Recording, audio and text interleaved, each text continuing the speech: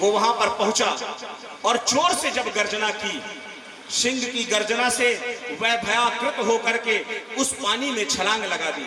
जब छलांग लगा दी तो वहीं पर वह भगवान का पूजन कर रहे थे, जाप कर रहे थे, मंत्र जाप कर रहे थे। जब जड़भरत जी ने यह देखा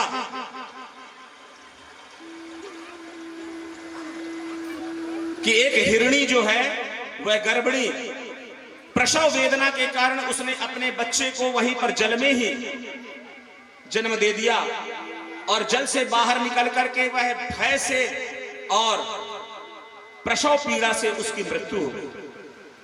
हिरणी का बच्चा जल में प्रवाहित हो ही रहा था तो भरत जी के मन में विचार आया, इस बच्चे को बचाना चाहिए। बच्चे को बचाया, बच्चे को बचा करके अपने आश्रम पर लेकर के गए। आश्रम पर लेकर गए, अच्छे से पोछा साफ किया, उसके बाद उसके लिए पत्ते लाते, उसकी व्यवस्था करते, उसको किसी प्रकार की सर्दी गर्मी ना लग जाए इसके लिए व्यवस्था करते, अच्छे से लालन पालन करते। आदरणीय सुखदेव जी महाराज राजा परीक्षित से कहते हैं कि राजन,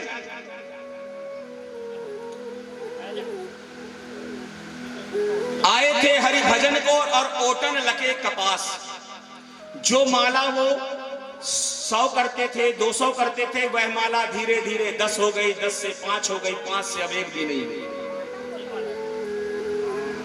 अब उनकी पूरी चित्त वृत्ति उस हिरणी के बच्चे में लगी रहती, उसी को पालते, उसी के साथ खेलते, उसी को दुलार करते और ममता में फंस गए। सुखदेव जी महाराज परीक्षित से कहते हैं कि राजन, ममता में फंस गए, इसीलिए उनको भी डूबना पड़ा।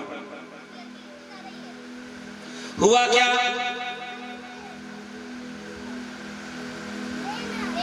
एक समय की बात है कि जब भरत जी का जीवन समाप्ति की ओर चला गया, धीरे धीरे सियाने होते गए, तो उनको ये विचार आया कि कहीं मेरे न रहने के बाद इसका होगा क्या, इसको कोई सिंह ना खा ले, कोई इसका हरण ना कर ले, ये जिएगा कैसे। ऐसे हम मानव हैं जी। देखिए, ये जो भागवत संबत जो हम सुन रहे हैं उससे अर्थ निकालिए।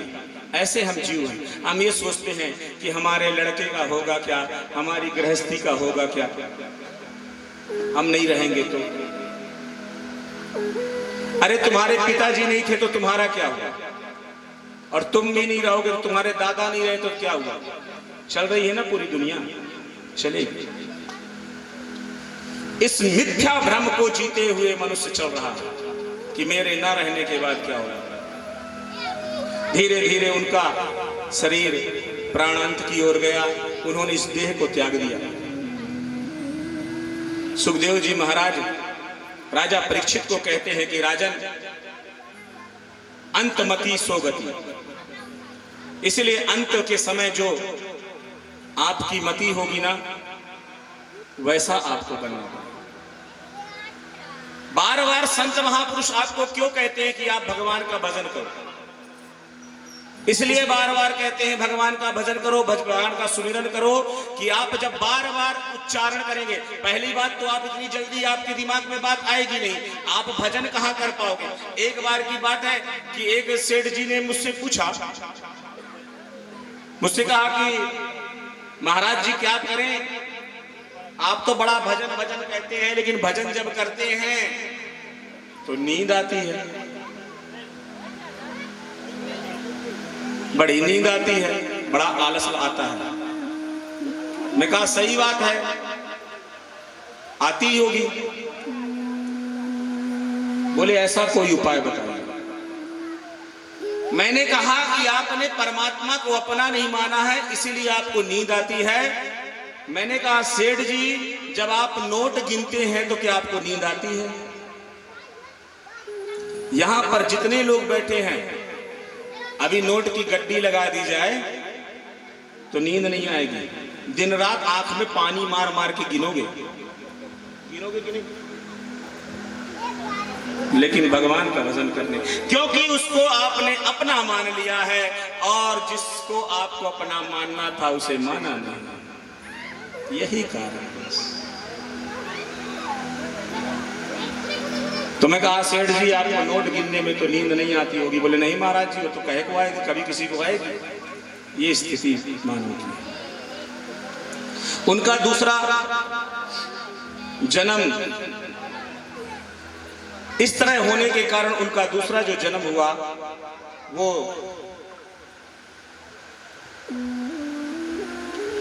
हिरण के रूप में हुआ। हिरण के रूप में जब उनका जन्म होता है तो देखिए उन्होंने अपने भाग्य को कोसा। इसीलिए मैं आपसे निवेदन करता हूं कि आप अपने भाग्य को मत कोसिएगा, क्यों मनुष्य का तन तो देव दुर्लभ है जी। बड़े भाग्य मानुष तन पावा, बड़े भाग्य से आपने मनुष्य का तन पाया है और इस देव दुर्लभ शरीर को पाने के बाद भी आप भटक रहे हैं। इस शरीर को सतमार्ग पर लगाया। उन्होंने विचार किया कि मैं बहुत गलत, मेरी दिशा भ्रमित हो गई। मैं एक हिरनी के चक्कर में पड़ने के बाद मेरा भी जीवन हिरण में परिणत हो गया। लेकिन जो उनको पहले जन्म में था वह स्मृति सदैव उनकी बनी रही और उस जंगल में रह करके वो हिरणों के झुंड में अकेले रहते थे। सभी जहां पर जाते उससे वो अलग रहे। हर हिरण अलग ताजी घास को खाता, लेकिन ये सूखी घास को खाते। वो हरी घास को खाते, ये सूखी घास को खाते।